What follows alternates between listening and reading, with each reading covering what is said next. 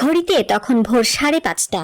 ঢাকার আকাশে তখনও আলো ফোটেনি ভালো করে। অন্যদিকে দিল্লি ঢাকা থেকে 1822 কিলোমিটার দূরে হলেও সময়ের দূরত্ব কেবল আধ ঘন্টা পেছনে। সেখানেও ভোর হওয়ার অপেক্ষা। একটি পুরনো বাড়ির জানালায় বসে একজন বয়স্ক মানুষ তাকিয়েছিলেন দূরের আকাশে। তিনি কিছুক্ষণ পরপর চা রঙা কাপ থেকে চুমুক দিচ্ছিলেন। চোখে ভারী চশমা, ঠোঁটে একরকম বিষণ্ণ তৃপ্তি। এই মানুষটি স্বৈরাচারী শেখ হাসিনা। 2024 সালের 5 আগস্ট এক অভূতপূর্ব গণ অভ্যুত্থানের দিনে তিনি গোপনে দেশ ছেড়ে পালিয়ে গিয়েছিলেন দিল্লিতে। আজ 2025 সালের 5 আগস্ট পেরিয়ে গেছে, অর্থাৎ পুরো 1 বছর কেটে গেছে। অনুপস্থিতির পরও তার ছায়া যেন ঘুরে বেড়াচ্ছে বাংলাদেশের প্রতিটি অলিগলিতে। আর সেই ছায়াই এখন এক ভয়াবহ প্রতিশোধের খেলা খেলতে প্রস্তুত, যে খেলা শুধু রাজনীতি নয়, গোটা রাষ্ট্রযন্ত্রকে নড়বড়ে করে দিতে পারে। অনলাইনে ছড়িয়ে পড়া একটি ভয়ঙ্কর অডিওতে তিনি বলছেন, আমাকে দেওয়া শাস্তি তো নেব, কিন্তু তার আগে ওই যারা মামলা দিয়েছে সেই 200 জনের হিসাব করে নেব। কণ্ঠটি কাঁপেনি, বরং শীতল ছিল। কথায় আছে, রাজনীতিতে কেউ হারিয়ে যায় না, কেবল দৃশ্যপট বদলায়। শেখ হাসিনা এখন দৃশ্যপটের বাইরে, কিন্তু নিয়ন্ত্রণের সুতো কি এখনো তার হাতেই?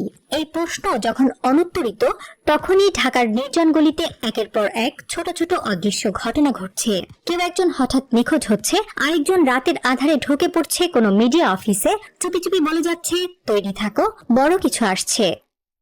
নতুন তত্ত্বাবধায়ক সরকারের অধীনে যখন দেশ একটু একটু করে স্থিতিশীলতা ফিরে পাচ্ছে, ঠিক তখনই এই গোপন আন্দোলন যেন আবার দেশকে অস্থির করার চেষ্টা করছে।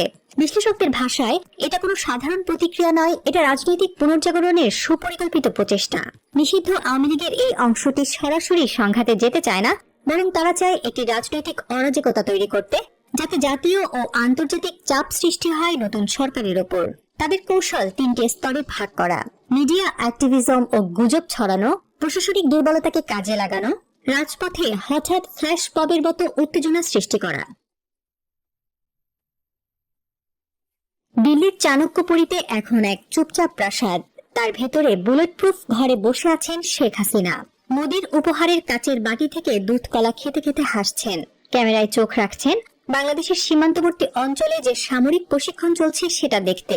শেখ হাসিনা জানেন তিনি আর ফিরে যেতে পারবেন না, কিন্তু তার হাত লম্বা, বুদ্ধি পুরনো যমুনার মতো ধূর্ত, আর প্রতিশোধের আগুন এখনো জ্বলছে। এই জাতিকে আমি দুর্নীতি, গুম, ক্রসফায়ার শিখিয়েছি, এবার ধ্বংস শেখাবো, তিনি ফিসফিস করেন। তার পেছনে দাঁড়িয়ে থাকা ভারতীয় গোয়েন্দা সংস্থার লোকেরা কিছু বলেন না। তারা জানে বাংলাদেশে আবার আগুন লাগানোর জন্য শেখ হাসিনা এখনো মোদির দরবারে দরকারি। ফেরাউন মরেনি, সে শুধু নদী পাল্টেছে। নীল নয়, এখন তার নাম পদ্মা। আর ফেরাউন, সে আর পুরুষ নয়, সে এখন একজন নারী, নাম শেখ হাসিনা।